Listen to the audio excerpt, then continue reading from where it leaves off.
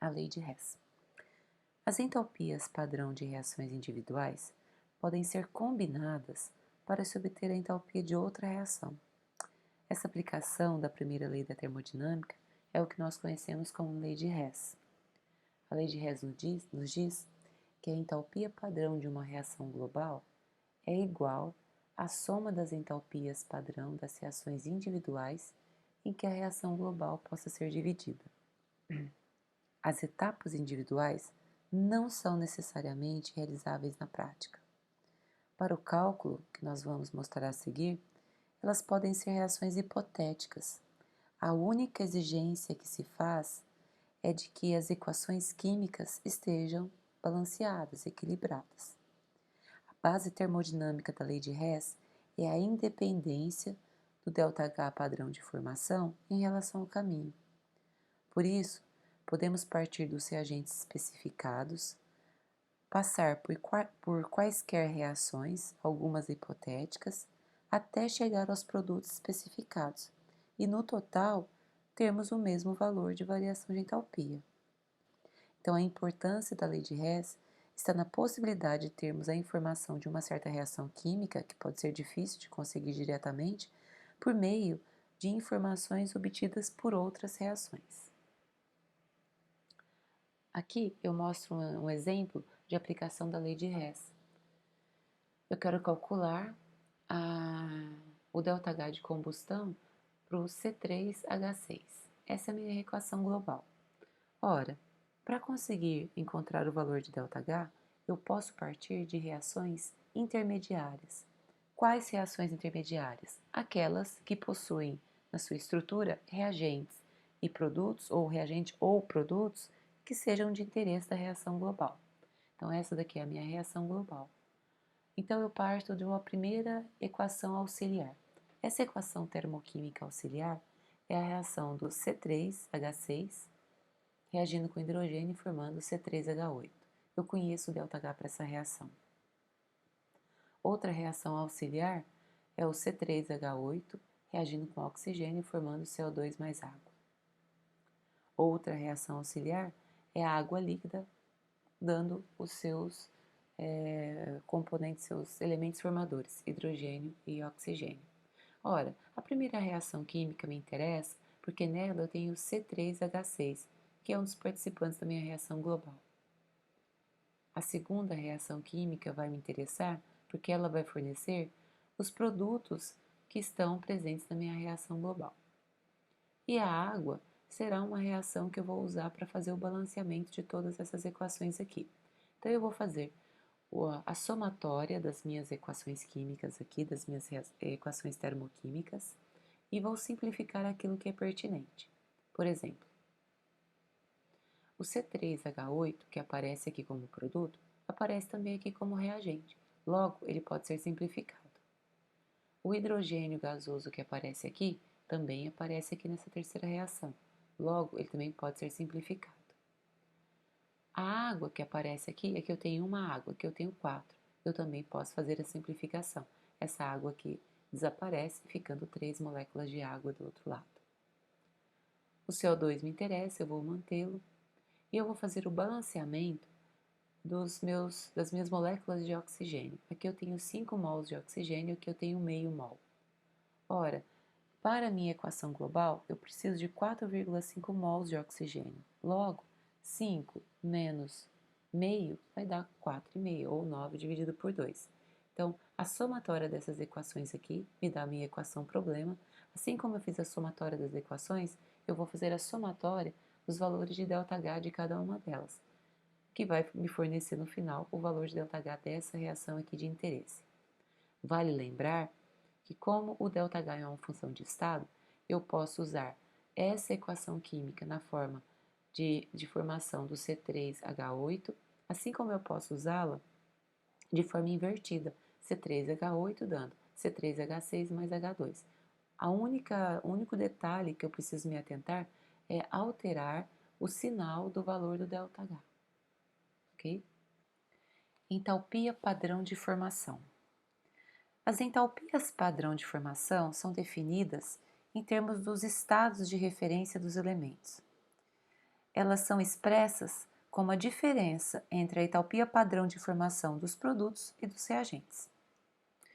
Então, a entalpia padrão de formação de uma substância é a entalpia padrão da reação de formação do composto a partir de seus respectivos elementos, cada qual no seu estado de referência.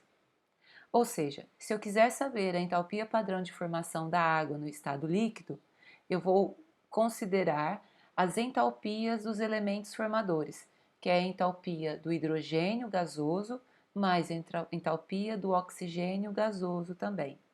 Então, por definição, o valor encontrado da entalpia de formação, para essa entalpia da água, é a chamada entalpia de formação da água, no caso aí, no estado líquido. Especificando então o estado de referência. Estado de referência de um elemento é seu estado mais estável numa temperatura sob pressão de um bar. Se nós estivermos a 298 Kelvin, por exemplo, para o mercúrio o estado dele é líquido.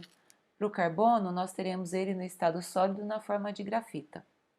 A exceção a essa regra é o fósforo, pois nós consideramos como estado padrão o fósforo branco, que é a forma mais reprodutível, apesar de não ser a forma mais holotrópica mais estável. Lembrando que as entalpias são expressas por mol de molécula ou mol de fórmulas unitárias dos compostos que são formados. Aqui eu mostro para vocês um exemplo de entalpia padrão de formação. Nesse caso aqui, é a entalpia padrão de formação do benzeno. Então, eu parto da substância simples carbono, né? Carbono na forma sólida, na forma holotrópica de grafita, mais hidrogênio na forma gasosa. O composto formado é C6H6. O ΔF, ΔH de formação padrão para essa reação, é de 49 kJ por mol. Então, esse é um exemplo de reação de ΔH de formação. Vale lembrar, e tem que prestar muita atenção nisso, que as entalpias padrão de formação dos elementos nos respectivos estados de referência são nulas em todas as temperaturas. O que eu estou dizendo? Se eu quiser saber o ΔH de formação para a substância simples nitrogênio, o ΔH é igual a zero, é por convenção, é por padrão. ΔH de formação do O2, substância simples na forma holotrópica mais estável, igual a zero. ΔH de formação por carbono sólido na forma de grafita, igual a zero. ΔH de formação para o alumínio na forma sólida, alumínio metálico, igual a zero. Então, todas as substâncias simples na forma holotrópica mais estável, na condição padrão, nós temos ΔH de formação igual a zero. Um problema que pode surgir é quando consideramos a entalpia de formação de íons em solução, uma vez que nós temos a impossibilidade de preparar soluções, somente com cátions ou somente com ânions. Então, nesse caso, a entalpia, esse problema é resolvido definindo que um determinado íon é considerado como um padrão. E esse íon em solução é o íon hidrogênio, que tem entalpia padrão de formação nula em qualquer temperatura. Então, em todas as temperaturas, nós teremos que delta de formação H para o íon H+, no estado aquoso, vai ser igual a zero. Isso é uma convenção. Bem, uma vez que nós temos essa convenção aqui, nós podemos calcular a entalpia padrão de formação de outras substâncias em solução aquosa ou de outros íons em solução aquosa, como por exemplo do íon Br. Então, a entalpia do íon Br em solução aquosa, ela pode ser definida a partir da entalpia de formação do HBr aquoso, que vai ser menos 122 kJ por mol. Ora, se a entalpia do íon H+ é igual a zero, então ao medir a entalpia de formação do HBr aquoso, nós estamos medindo a entalpia de formação do íon, do ânion Br-, né?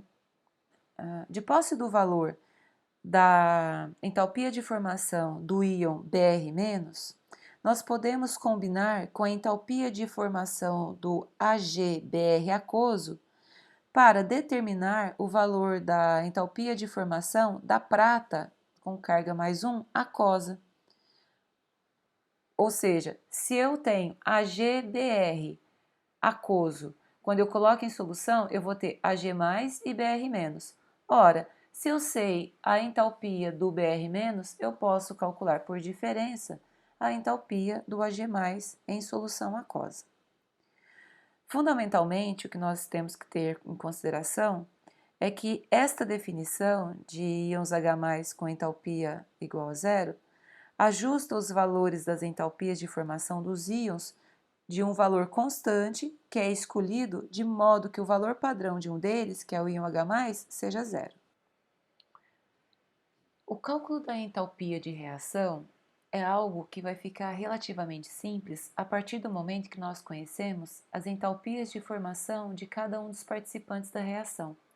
Então, o conhecimento das entalpias padrão de formação de cada substância permite o cálculo da entalpia das reações químicas. Então, de forma geral, nós vamos dizer que o ΔH da reação vai ser a somatória das entalpias de formação dos produtos, considerando os respectivos coeficientes estequiométricos, menos a somatória das entalpias de formação dos reagentes, considerando também os respectivos coeficientes estequiométricos. De forma geral, nós podemos representar dessa maneira, uma grande somatória que leva em consideração as entalpias de formação, tanto dos produtos quanto dos reagentes. Então, essa somatória aqui terá como padrão unir positivo para quando eu tenho produtos sendo formados e negativos para quando eu tenho reagentes sendo consumidos. É isso.